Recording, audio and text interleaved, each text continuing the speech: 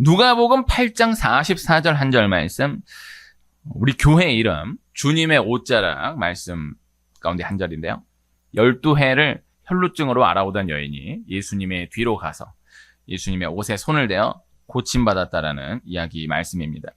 마태복음, 마가복음, 누가복음, 공관복음에 다 기록되어 있는 말씀인데 그 가운데에 누가복음 말씀, 그 가운데 8장 44절 한 절 말씀으로 오늘 말씀을 읽은 거예요. 마태, 마가, 누가복음 가운데에 오늘 누가복음 말씀으로 읽은 이유가 있다라고 한다면 누가복음은 이방인을 향한 복음이다. 같은 말씀이지만은 그 관점으로 놓고도 생각해 볼 수가 있을 것이고요. 또 배경으로 생각해 보면은 누가복음 말씀은 이스라엘 백성들이 예수님을 기다리고 있었던 상황이었다라는 것을 말씀한 가운데 오늘 이 주님의 옷자락 말씀이 이어지는 것을 볼 수 있어요. 이 사건이 우연히 일어난 일이 아니었다라는 것을 말씀하고 있다라는 것이죠. 그리고 오늘 읽은 한 절, 여인이 예수님의 옷에 손을 대는 그 순간, 그 장면을 누가복음은 그 장면에 더 집중하여서 조명하고 있다라는 것을 볼 수 있습니다. 누가복음 말씀으로 읽은 이유라 그렇게 소개해 드릴 수 있을 거예요. 사람들 앞에 나서면 안 되는 가운데에서 예수님의 뒤로라도 와서 옷자락에라도 손을 대야 하겠다라는 여인의 간절함, 여인의 믿음이 너무너무 귀하고 또 예수님도 여인에게 네 믿음이 너를 구원하였다. 이렇게 말씀하여 주셨지만은 오늘 초점을 맞추어서 나누어 보고자 하는 것은 여인의 간절함, 여인의 믿음보다는 예수님의 능력, 예수님의 능력에 초점을 맞추어서 말씀을 함께 하고자 하는 것입니다. 옷자락에만 손을 대어도 12해 동안 고치지 못했던 병이 고침받았다라는 것, 여인의 간절함, 여인의 믿음 분명한 거예요. 예수님도 그렇게 인정해 주셨던 것이니까요. 그러나 그러한 간절함, 그러한 믿음을 가지고 예수님이 아닌 다른 이의 옷에 손을 댔다라고 하면 아무리 많은 사람의 옷에 간절한 믿음으로 손을 댔다 할지라도 아무런 변화를 경험하지 못했을 것이다라는 것이죠. 우리 말씀을 믿는다라고 하면 너무나 당연한 말씀으로 생각해 볼 수가 있겠지만은 그러나 중요한 것은 예수님께 능력이 있었기 때문에 예수님의 옷에 손을 대는 그 잠깐의 만남으로도 놀라운 기적을 경험할 수 있었다라는 것, 이것이 분명한 것입니다. 이 말씀 자체로서 그대로의 은혜가 있기를, 그대로의 증거가 있기를 축복합니다. 오늘 주님의 옷자락 말씀을 중심으로 해서 말씀을 나누기는 어렵겠지만은 참 고민하며 한 주간 준비한 끝에 주님의 옷자락 말씀을 이렇게 본문으로 함께 하게 되었어요. 귀한 날이지 않습니까? 주님의 옷자락으로 설교를 많이 했는데 이렇게 생각해 보면은 또 이편에서 은혜가 되고 이렇게 생각하면 이편에서 은혜가 되고 나는 나에게만 허락된 은혜가 있다라고 감히 확신해. 주님의 옷자락이라는 이름을 걸고 10여 년을 달려왔기 때문에 나에게만 주시는 은혜가 있다라는 것을 확신해요. 이 주님의 옷자락을 만져서 고침받은 이 이야기가 반드시 있기를 축복하고 또 우리 상황 분량 가운데 나 당연히 아는 말씀이라고 생각했는데 그러나 이 말씀이 그 말씀이 아니었구나. 이 말씀에 또 이러한 뜻이 있었구나. 이렇게 계속해서 깊어져가는, 알아가는, 전진해가는 은혜가 있기를 축복하는 것입니다. 에스겔 47장에 보면요, 성전에서 나오는 물이 이르는 곳마다 그 바다의 물이 되살아나고 번성하는 모든 생물이 살고 또 고기가 심히 많아지고 이르는 각처의 모든 것이 살아나는 일이 일어나게 된다라고 말씀되어 있어요. 오늘 예수님의 옷자락에 손을 댄 여인의 말씀을 읽었지만은 마가복음 6장 56절 한 절 말씀 제가 읽어드리면 아무데나 예수께서 들어가시는 지방이나 도시나 마을에서 병자를 시장에 두고 예수께 그의 옷가에라도 손을 대게 하시기를 간구하니 손을 대는 자는 다 성함을 얻으리라. 그래서 요 한 절 또 소개해 드렸지만은 예수님께 손대서 고침받고 예수님께 손대서 기적을 경험한 이야기들이 참으로 많았던 것을 볼 수 있어요. 예수님이 가시는 곳곳마다 계속해서 이러한 기적들이 이어졌다라는 것을 복음서가 말씀하고 있다라는 것이죠. 예수님께 능력이 있다라는 것입니다. 제가 오늘 말씀을 준비하면서 요 이야기를 조금 나누려고 했던 것인데, 제가 얼마 전 신의 악단이라는 영화를 봤어요. 제가 신의 악단이라는 영화가 나오기 한참 전부터 참 많은 곳에서 신의 악단을 보시라고 하는 문자를 많이 받았거든요. 제가 목사인 거를 그분이 어떻게 아시는지, 어디 출처인지도 알 수 없는 곳에서 목사님, 이 영화는 꼭 교인들과 함께 보셔야 합니다. 말씀해 주시면 특별히 이렇게 예매를 해드리겠습니다. 이런 류의 문자를 많이 받았어요. 그런데 제가 뭐라고 표현해야 될까요? 네, 그렇게 봐야 되겠구나 이런 생각을 갖지 못하고 그냥 살았는데, 우리 집사님 가정이 그 영화를 보셨다고, 그리고 이야기를 해주시는데, 그 영화를 보셨구나 라는 데서 일단 감동을 받았는데, 이야기를 해주시는데 내가 영화를 안 봤기 때문에 뭔 말인지를 알 수가 없어. 그래서 상당히 얘기를 좀 많이 해주셨는데, 네, 보셨군요, 귀하십니다 하는데 알아들을 수가 없었어요. 그래서 네, 영화를 봐야 집사님과 대화가 되겠구나 생각해서 영화를 봤어요. 근데 너무나 큰 은혜를 받았어요.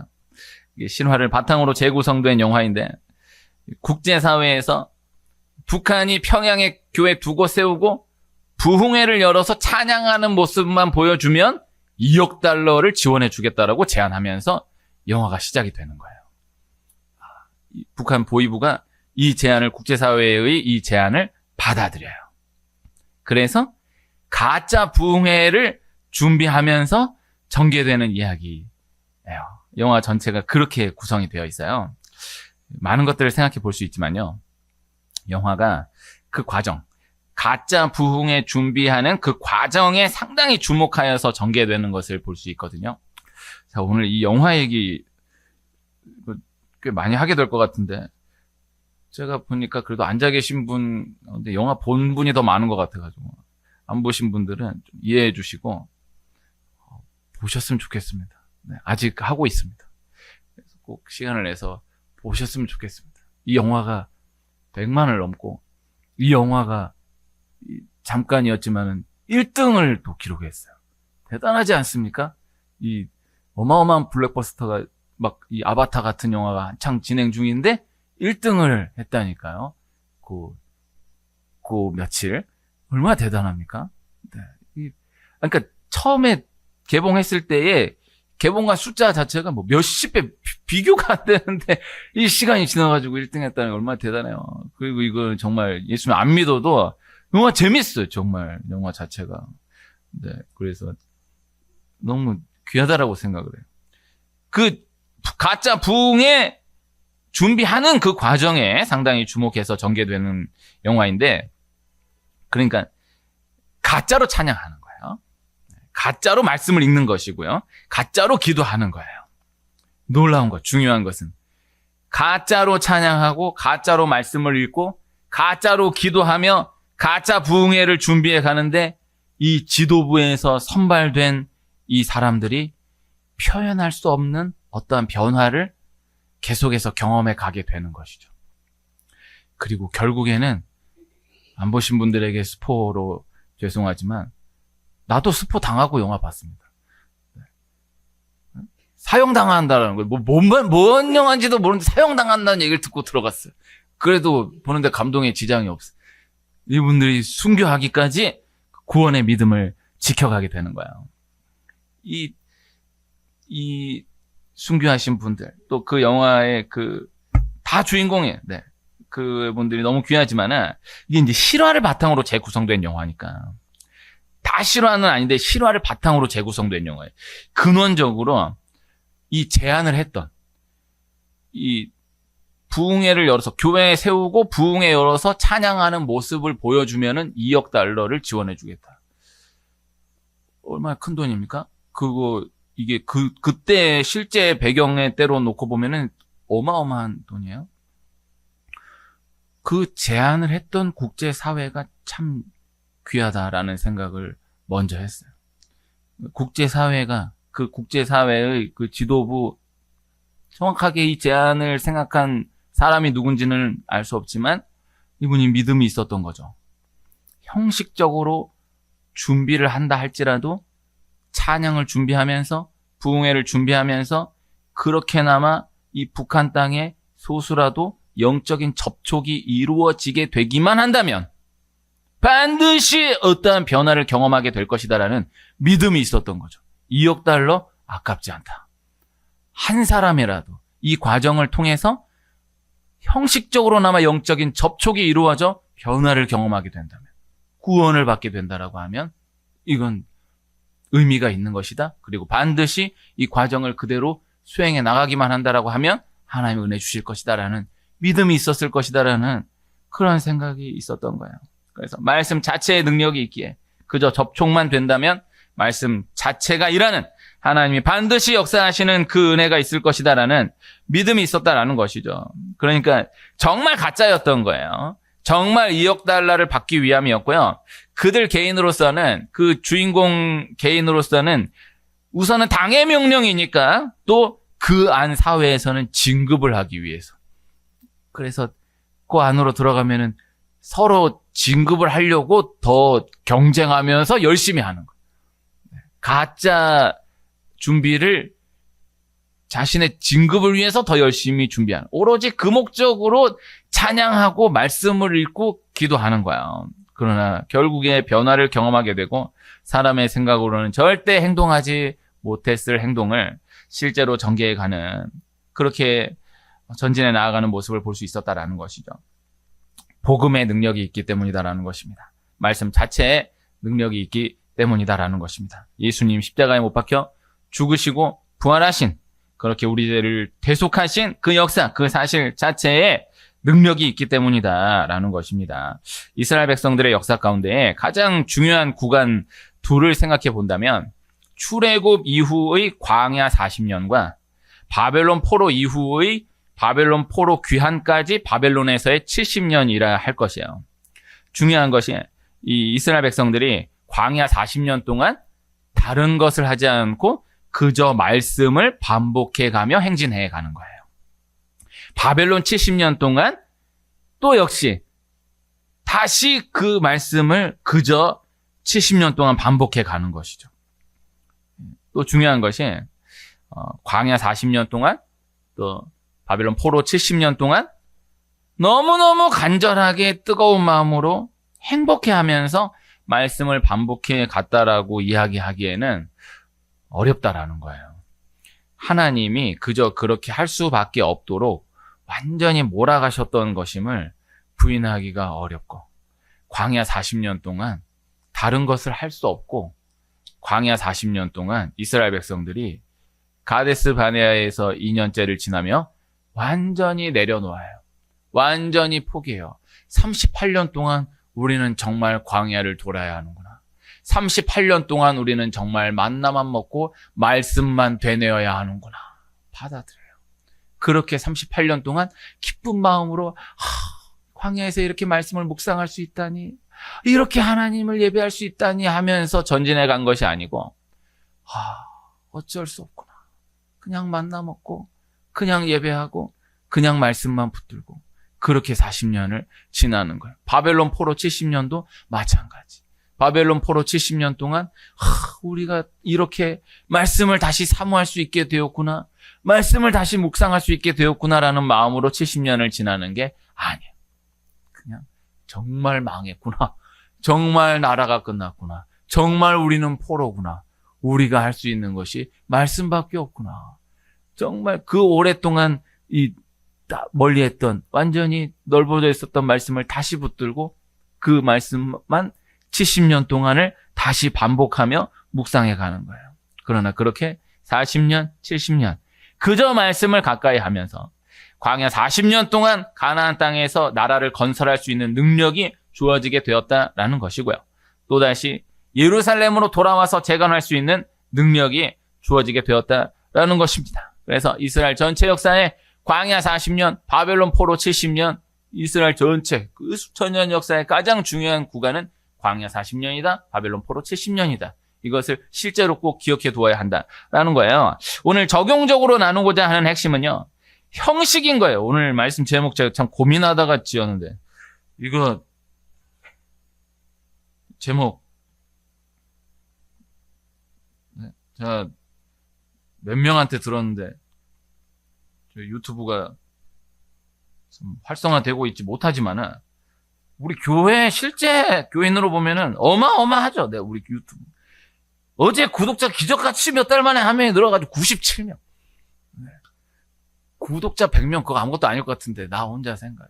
구독자가 100명이 되면은 뭐 무슨 의미가 있겠냐 싶으면서도 그래도 구독자가 100명이 되면은 기분은 좋을 수도 있겠다라는 생각을 6개월 전부터 했는데 그거 안 올라가요. 그 어제 한 명이 해주셨어요. 구독을. 97명이 됐어요. 한켠으로 그런 생각도 했어요. 아, 그래. 하나하나가 다 의미가 있는데 유튜브도 구독자가 늘고 조회수가 늘면 귀하지 않겠느냐.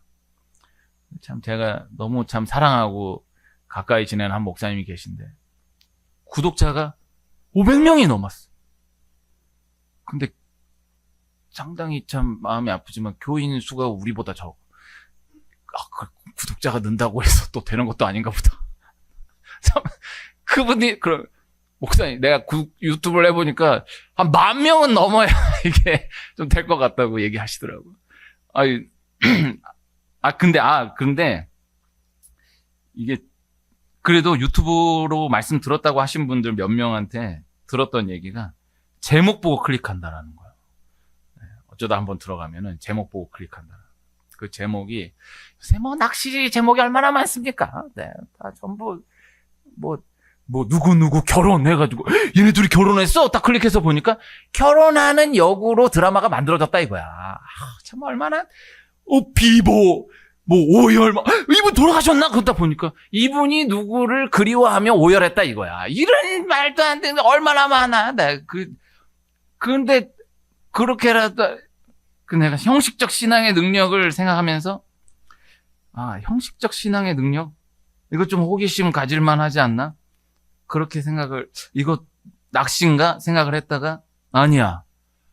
이건 진심이야. 형식적 신앙의 능력이 있어요. 오늘 말씀이에요. 형식적 신앙의 능력을 경험해 나가는 은혜가 있기를 축복하며 말씀을 준비한 거예요. 그래서 오해 없으시기를 바라고 오늘 말씀 제목 그대로 형식적 신앙의 능력을 경험해 나가는 이 은혜가 있기를 축복하며 준비한 말씀이다라는 거예요. 그래서 형식이다. 구체적인 움직임이다. 우리가 혹 형식이 중요하지 않다, 마음이 중요하다 이렇게 생각하며 나아가게 될 수 있지만은 그러나 말씀 자체의 능력이 있기 때문에 그저 그 말씀과의 만남만 이루어지게 된다라고 한다면 그저 영적인 만남만 이루어지게 된다라고 한다면 말씀 자체가 일하는 역사를 반드시 바라보게 될 수밖에 없다라는 것이에요. 위장 이혼이 있고요. 또 위장 결혼이 있어요. 위장 이혼, 위장 결혼 이거 특별한 사람들의 이야기인 것 같지만은 실제 안으로 들어가면 위장 이혼, 위장 결혼 많아요. 아직 결혼식 안 했는데 집 구하기 위해서 혼인신고 먼저 했다? 위장 결혼이요. 위장 이혼은 실제로 많았어.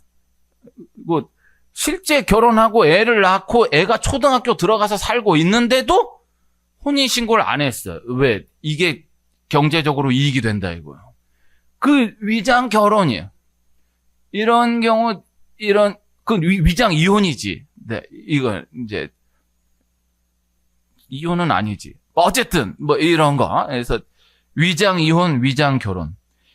가장 많은 경우가 이제 우리나라 IMF 때 재산 지키기 위해서 또 이런저런 다른 이유로 위장 이혼을 했던 이 사례가 상당히 많아요.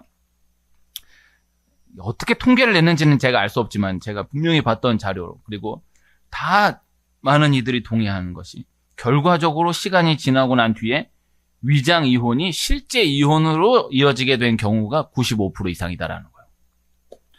반대로 위장 결혼 전혀 사랑하지 않음에도 불구하고 각각의 이익으로 인해서 계약으로 위장 결혼을 했음에도 불구하고 결과적으로 시간이 지나고 난 뒤에 실제로 마음을 빼앗겨 버리게 되는 경우가 있었던 것을 볼 수가 있는 것입니다.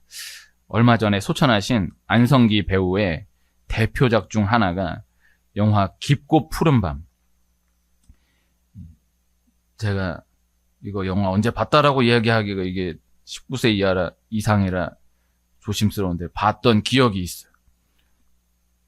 안성기 씨가 영주권을 얻기 위해서 장미희 씨와 위장 결혼을 하는 거예요. 실제 교회에서, 교회였는지 성당이었는지 모르겠는데 실제 결혼식을 치르고 미국에서 실제로 이분들이 결혼한 부분가를 계속해서 검증하는 그 절차 다 통과하면서 실제로 인정하기까지, 이 사람들은 진짜 부부구나 해서 완전히 인정하기까지 위장 결혼 생활을 이어가는 거예요. 이 완전히 마지막까지를 다 나눌 수 없지만은 중요한 것이 그 과정 가운데에 장미희 씨가 안성기 씨에게, 그러니까 극중의 장미희 씨가 극중의 안성기 씨에게 진짜로 마음을 빼앗기게 되는 거예요. 진짜로 사랑하게 되는 거예요. 이게 아주 중요한 이야기. 이게 실제 역사에 많이 있었던 이야기를 배창호 감독이 이 아메리칸 드림의 허상을 고발하면서 만든 영화. 이게 많이 있었던 이야기 가운데 하나요. 나누고자 하는 것은 중요한 것이 정말로 사랑하는 것이 확실해도 너무너무 뜨겁게 사랑하기 때문에 취한 행동이었다라고 할지라도 위장 이혼하면 그래도 결국에 실제로 이혼으로 이어지게 된다는 것이고, 정말로 사랑하는 마음이 전혀 없었다고 할지라도 그저 내 이익을 위해서 취한 행동이었다 할지라도 위장 결혼하면, 그렇게 위장으로 결혼 생활을 이어가면 결국 마음을 빼앗기게 된다는 것이죠. 이거 간단하지만은 너무나 중요한 원리의 이야기. 형식을 우습게 보면 안 된다는 것. 형식이 마음을 앞서 나간다는 것. 가정이라는 것이 능력이 있기 때문에, 사람이 영적인 피조물 함께 한다라는 그 자체의 능력이 있기 때문에, 하나님의 창조 질서 자체의 능력이 있기 때문에 형식을 우습게 보면은 안 된다라는 거예요. 제가 지난 학기부터 제가 졸업한 숭실대학교 소그룹 채플에 한 번씩 가서 아이들, 학생들과 모임을 가지고 그렇게 진행했었거든요. 이제 또 곧 새 학기를 다시 시작하게 되는데, 그 저번 학기를 마치고 다 학기 마치면은 이번에 내가 함께한 우리 소그룹 리더 분이 어떠했다 이런 것을 다 피드백을 하는 거예요. 매우 잘함, 보통 못함, 매우 못함, 뭐 이런 식으로 해가지고 또 뭐 어땠다 이런 거 하면은 어떨 것 같아요? 그분들은 진짜 솔직합니다. 진짜 아니면 아닌 거고 대충 안 해요. 그런 거. 모임은 대충 참여하는 것 같은데 그거는 진짜로. 내가 한켠에 두려움이 있었어. 정말 눈치를 보면서 정말 예수 없는 모임으로 정말 거부감 없이 이렇게 잘 넘어갔다는, 이렇게 조심하며 한 시간을 꾸려갔는데 그래도 저에 대한 평가가 괜찮게 나왔어요. 그 상위 몇 프로 안에 들었어요. 자랑하는 거예요. 자랑스러워. 그래서 다음 학기 때도 할 수 있게 됐어요. 그래서 그 의미가 있다라는 생각을 해요. 근데 요 얘기 나누려고 그랬는데, 그 교목 목사님이 저보다 선배 목사님이 한 분 계신데, 이분이 숭실대 출신인데요. 이분이 숭실대 채플에서 하나님을 만났다라는 거예요. 온 집안이 꼴똘한 불교 신자인데, 숭실대에 와서 예배라는 것을 처음 접해보게 되었다라는 거예요. 그래, 놀라운 것이 숭실대 채플에서 하나님을 만난 거예요. 그리고 결국에 온 집안을 다 구원해내고, 시간이 흘러서 숭실대 채플에서 교목으로 섬기게 되었다라는 거예요. 이게 참, 저는 제 분량 가운데에서 참 많은 예수님 극적으로 믿게 된 이야기, 구원받은 이야기 이렇게 저렇게 많이 들었지만, 제 경험한 분량 가운데에서는 이게 최고의 이야기였던 것 같아요. 왜? 나는 숭실대 채플을 아니까. 나도 숭실대 채플을 대학 4년 동안, 3년 동안 경험했으니까. 숭실대 채플이 지금도 그러하지만은 아니래. 오히려 지금이 그때보다는 낫대. 제가 학교 다닐 그때 당시가 더 했다라는 거예요. 예배가 아니야. 그래서 전부 다 자고 예배 시작합니다. 그러면은 예배 시작함과 동시에 이러고 자. 정말 대놓고 꼴고요. 아주 나 잔다라는 걸 보여주면서 다 자고 그다음에 신문 딱 예배 시작. 오늘 말씀은 마태복음 하는 순간 탁 신문 탁 펼치고 탁 이렇게 딱 그러고 있어. 그다음에 이제 이어폰 꽂고 자는 사람 뭐라고 못하고 신문 펼치는 사람까지도 뭐라고 못해. 근데 이어폰 꽂는 사람은 그래도 그러면 안 된다라고 막 제지하고 있어. 그 막 또 싸워. 내가 꽂겠다는데 왜 네가 날리냐고 막 싸워. 예배가 매 순간순간이 참 아슬아슬하게 지나갔던 오셔서 말씀 전하시는 목사님들이 너무 참 겸손해져서 돌아가게 되시는 그러한 예배인 거예요. 근데 내가 그 예배를 아니까 근데 이 선배님이 그 예배 가운데 하나님을 만났다라는 거예요. 믿어지지가 않아. 자기는 정말 숭실대 채플에서 하나님을 만났대. 하나님을 만난 것을 넘어서 이분이 목사님이 되시고 그 채플을 섬기는 교목이 되신 거예요. 얼마나 놀랍습니까? 원리가 전달되기를 바라는 마음인 것입니다. 말씀 자체의 능력이 있어요. 예배 자체의 능력이 있어요. 이 교회 다녀가는 이 자체의 능력이 있다. 이 영적 능력을 기억하는 은혜가 있기를 축복합니다. 제가 지난 송구영신 예배 이후에 성경 필사를 한 권씩 드렸는데 제가 드리면서 절대 제가 쓰셨냐고 검사하지 않겠다라고 말씀드렸는데 제가 물어보지도 않았는데 몇 분이나 목사님 제가 이만큼 썼다라는 얘기를 해주신 거예요. 참 감동을 받은 거예요. 네, 확실한 것은 그렇게 접한 만큼의 그 말씀의 능력이 반드시 그 심령 속에서 역사하게 된다라는 것을 말씀에 근거하여서 확신을 가지고 전달해 드릴 수 있다라는 것이죠. 말씀 자체에 능력이 있습니다. 영적인 모든 것 자체에 능력이 있습니다. 그래서 아무리 은혜를 안 받으려고 해도 그저 영적으로 부딪힘이 일어나기만 하면 반드시 은혜는 심겨지게 되어 있다라는 것. 아무리 사랑하지 않으려고 해도 그저 영적으로 부딪힘이 일어나기만 하면 결국 사랑하게 됨을 경험하게 된다라는 것. 여러분, 정말 사랑하고 싶지 않은 사람, 사랑하는 것, 용서하는 것 너무 어렵지만요. 너무너무 사랑하는 사람, 사랑하지 않으려고 하는 것, 만나지 않으려고 하는 것, 기억에서 지우려고 하는 것, 이게 더 어렵습니다. 이런 경험이 있으십니까? 절대 사랑하지 않는데 억지로 결혼시켜가지고 살게 하는 것보다도 너무너무 사랑하는데 억지로 찢어놓는 게 훨씬 어려워요. 정말 싫어하는데 이거 만나는 것보다 정말 사랑하는데 만날 수 없는 이게 더 어려워요. 이 안에 담겨져 있는 원리가 전달되기를 소원하는데요. 부딪힘이 일어난다라는 것, 만남이 일어난다라는 것, 이 자체의 능력이 있다라는 거예요. 예수님의 옷에 손을 댄 여인은 혈루증에 걸려있던 여인이에요. 이 여인의 손이 예수님의 옷에 닿는 순간 여인의 부정이 예수님께로 옮겨가든 예수님의 능력이 여인에게로 옮겨가든 반드시 하나는 이루어질 수밖에 없는데 예수님의 능력이 여인의 부정을 이긴 거예요. 예수님의 능력이 여인의 부정보다 강했던 거예요. 우리가 진심으로 하나님께 매 순간 나아갈 수 있다라고 한다면 너무나 좋을 거예요. 너무나 귀한 거예요. 그러나 오늘 말씀 그저 계속해서 나아가기만 한다면 계속해서 예수님과 말씀과 교회와의 만남이 이어지기만 한다면 그 능력을 경험할 수밖에 없는 나 자신을 계속해서 발견해 가게 될 것이다라는 것. 그래서 오늘 말씀 예수의 뒤로 와서 그의 옷가에 손을 대니 혈루증이 즉시 그쳤더라. 말 그대로 옷가에 손을 대니 예수님하고 이제 이후에 이야기 나누고 다 했지만 가장 중요한 건 옷가에 손을 댔다라는 것. 교회에 와서 앉았다 간다라는 것 자체. 이것에 능력이 있다.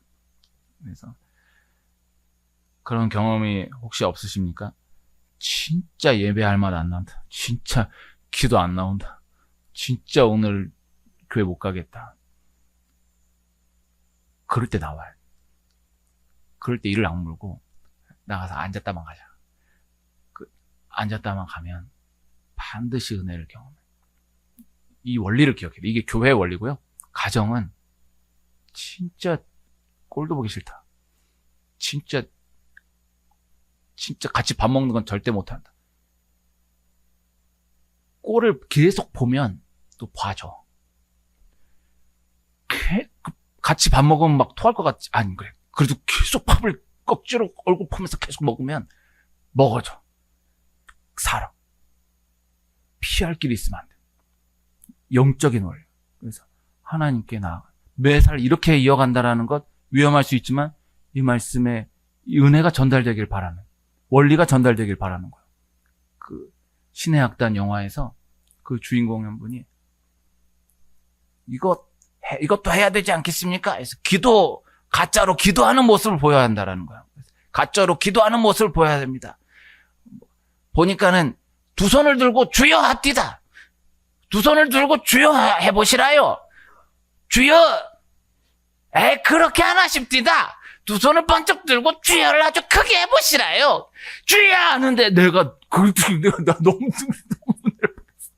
오늘 이 예배 찬양으로 은혜 찬양을, 이게 사실 오늘 말씀하고 은혜하고 엄밀히 잘 안 맞는 가사일 수도 있는데, 뭐 은혜가 다 은혜니까 뭐 맞죠. 근데 이제 신의 악단에 그 은혜 찬양하는 대목이 나오는데요. 은혜를 이제 내가 누려왔던 모든 것 이렇게 안 하고, 그렇게 하면 안 된다요. 혁명적으로 하시라고 해서 내가 누려왔던 뭐 이렇게 해가지고 내가 감동이 없는데, 모든 것이 은혜 이렇게 내가 그 찬양 그 깨달았어. 이 작사 작곡하신 교수님은 그렇게 작곡하지 않으셨을 수 있겠지만 이 찬양은 이렇게 불러야 되는 거다. 진짜 모든 것이 은혜. 이 은혜다. 이것도 은혜다. 그냥 감사하며 찬양. 전혀 은혜라고 생각되지 않은데 한없는 은혜, 모든 것이 은혜. 다윗은 이렇게 찬양하는 거예요. 죽을 고 바로 눈앞에 죽음을 앞둔 가운데, 죽음 고비를 딱 넘어간 가운데 내 영혼이 확정되었사오니 찬양하고 감사. 도저히 찬양할 수 없는, 감사할 수 없는 가운데 억지로 찬양하고 억지로 감사하는데 정말로 찬양이 나오고 정말로 감사가 터져나와요. 우리 분량 가운데 이 경험이 이어지기를 축복해. 정말 예배하고 싶다. 간절히 사모한다. 예배, 귀한 예배. 진짜 오늘 그래도 말씀 자체에 능력 있다라는 것이 확실하기에 접촉만 이루어지면 반드시 은혜는 열려지게 된다. 우리 한 분 한 분, 오늘도 하나님께 나온, 교회에 나온 우리 한 분 한 분 모두에게 사람의 생각으로 설명할 수 없는 하나님의 능력이 공급됨을 다시금 경험하는 그 은혜가 가득하기를 축복합니다.